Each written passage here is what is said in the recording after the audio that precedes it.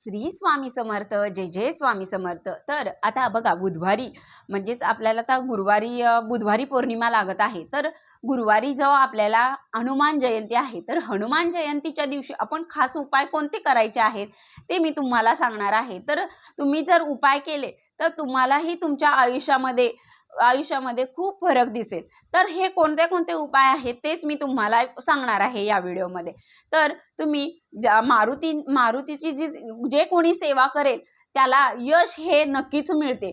तर बघा, तुम्ही त्या दिवशी काय करू शकता, तर त्या दिवशी सकाळी लवकर उठायचं आहे, स्नान वगैरे करून स्वच्छ कपडे घालायचे आहेत आणि मारुतीच्या मंदिरात जायचं आहे, पाया पडायचं आहे तिथे आणि चणे आणि गूळ ह्याचा नैवेद्य आपण घेऊन जायचा आहे। जर तुम्हाला जर शक्य असेल तर तुम्ही तेल वगैरे घेऊन जायचं आहे, तेलाचा आपण तिथे दिवा लावायचा आहे, रुईच्या पानांचा हार घेऊन जायचा आहे, हे आपण सर्व घ्यायचं आहे। आणि त्याचबरोबर आपण जर तुमचा मुलगा जर हट्टी असेल, तर ऐकतच नसेल किंवा त्याचं आपण कोणतीही इच्छा म्हणलं तरी चालेल, तुमची आता एखादी इच्छा अडलेले कार्य जे असेल, अडचणी येत असतील तुमच्या कार्यामध्ये, तर तुम्ही हा जर उपाय केला तर तुम्हाला नक्कीच म्हणजे नक्की 100% त्याच्यामध्ये तुम्हाला यश मिळेल। तर हा उपाय कोणता आहे तेच मी तुम्हाला सांगणार आहे। तर तुम्ही जर हे उपाय केला तर तुम्हाला 100% गॅरंटी देते की तुम्ही कार्यामध्ये नक्कीच सफल व्हाल। तर हेच कोणता आहे उपाय, तर मी असे तुम्हाला 2 उपाय सांगणार आहे। तर ते तुम्हाला जसं जमल तसं तुम्ही कोणता आवडेल तो उपाय तुम्ही करू शकता। तर पहिला म्हणजे जो आहे उपाय, तो काय करायचा आहे, तुम्ही एक कलावा घ्यायचा आहे, म्हणजेच धागा असतो, रक्षासूत्र म्हणतात त्याला, ते घ्यायचं आहे आणि 11 लवंगा घ्यायच्या आहेत। लवंगा घेताना तुम्ही तर त्या लवंगा तुटलेल्या नसाव्या, फुल व्यवस्थित असावं, अशा आपण 11 लवंगा घ्यायच्या आहेत आणि प्रत्येक गाठ मारताना तुम्ही हनुमंताचं नाव घ्यायचं आहे किंवा तुम्ही हनुमान चालीसा म्हणलं तर अतिशय उत्तमच। तर तुम्ही 11 वेळा हनुमान चालीसा म्हणू शकता। 11 वेळा म्हणणं शक्य नसेल तर तुम्ही किमान 1 वेळ तरी म्हणा, की नाही तर 108 वेळा ओम हनुमते नमः हा मंत्र आपण 108 वेळा तरी जपला पाहिजे। त्या आपण 11 गाठी मारून व्यवस्थित आपण त्या लवंगा ज्या आहेत त्या लवंगा आपण व्यवस्थित मारून घ्यायच्या आहेत आणि त्या लवंगाचा हार जो आहे तो हनुमान जयंतीच्या दिवशी आपण आपली जी काही मनातील इच्छा आहे ती धरून जर तो हार तुम्ही मारुतीला घातला तरी त्याचा उपाय आपल्याला खूपच प्रभावी ठरणार आहे। तर हे जे आहे ते मी प्रत्येक वेळ करते आणि मनातील इच्छा जी आहे ती माझी पूर्ण होत आहे। तर माझी होत आहे तर तुमची का होणार नाही? तर तुम्ही हा उपाय करून बघा आणि मग मला कमेंटमध्ये सांगा। तर हा झाला पहिला उपाय। आणि दुसरा उपाय म्हणजे काय आहे, तर 21 दिव्यांचा। तर हे दिवे कशाचे असावेत, तर आपण 21 दिवे चढते आणि उतरत्या क्रमाने करायचं आहे।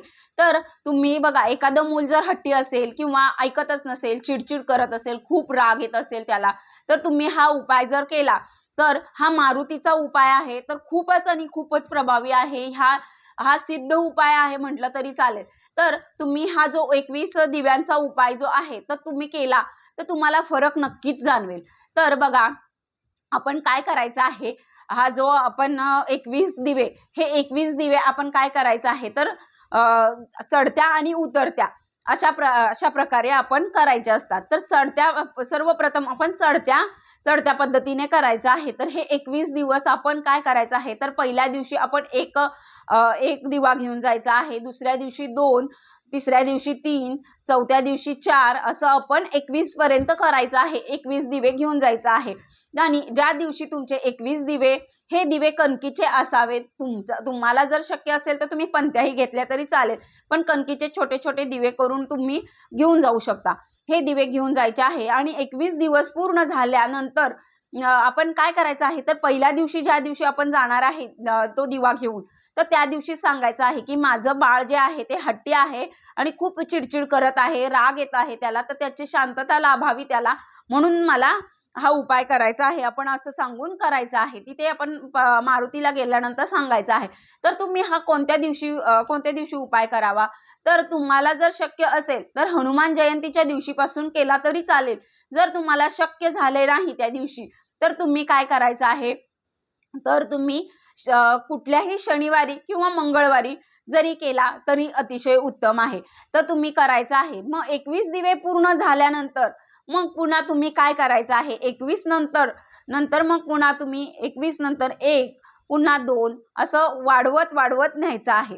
तर बघा आपण पहिले 1 ते 21 पर्यंत घेऊन गेलो आहे, म्हणजे चढता क्रमाने.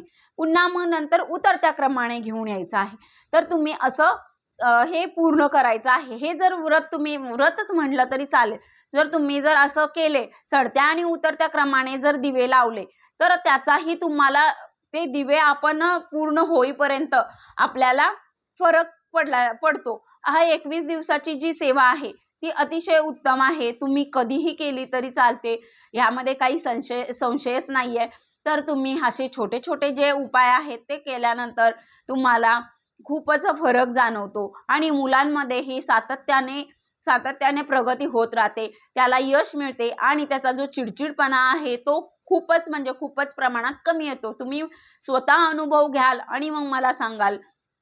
तर हे तुम्ही जो उपाय आहे तर केला तर अतिशय उत्तम होईल.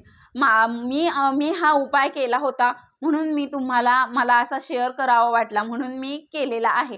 तर तुम्ही हे करून घ्यायचं आहे आणि ज्या दिवशी तुमचे हे पूर्ण होईल 21 दिव्यांचं, त्यावेळेला त्याच्यानंतर आपण मिठाई किंवा आपण साखर घेऊन गेलं तरी चालेल. त्या दिवशी आपण मारुतीला आपण नारळ आणि उदबत्ती, खडीसाखर घेऊन जायचं आहे आणि मनोभावे त्यांचे आभार मानून घ्यायचे आहेत. बघा तुम्हालाही फरक पडेल. तर तुम्हालाही असे फरक नवनवीन असे मी काही उपाय सांगत आहे. तर ते तुम्हाला पाहण्यासाठी माझ्या चॅनलला नक्कीच सबस्क्राईब करा आणि बेल आयकॉन दाबा, जेणेकरून तुम्हाला असे नवनवीन उपाय जे आहेत ते मी तुम्हाला सांगत राहील आणि तुमच्या आयुष्यातील दुःख कमी व्हावे हीच मी ईश्वर चरणी प्रार्थना करते. श्री स्वामी समर्थ. जय जय स्वामी समर्थ.